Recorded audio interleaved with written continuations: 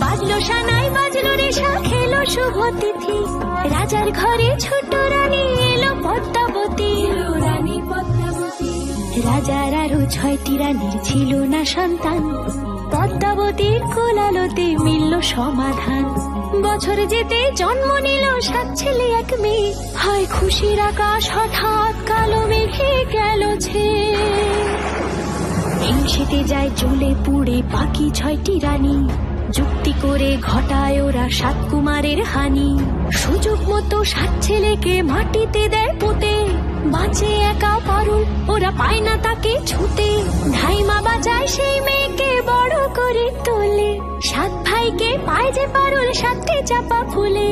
এত কিছুর পরেও রাজার বিপদ যে কাটে না, সূর্য নগরে সুখের সূর্য আর ওঠে না। হিংসা বিবাদ বিচ্ছেদ আর প্রেমের কাহিনীতে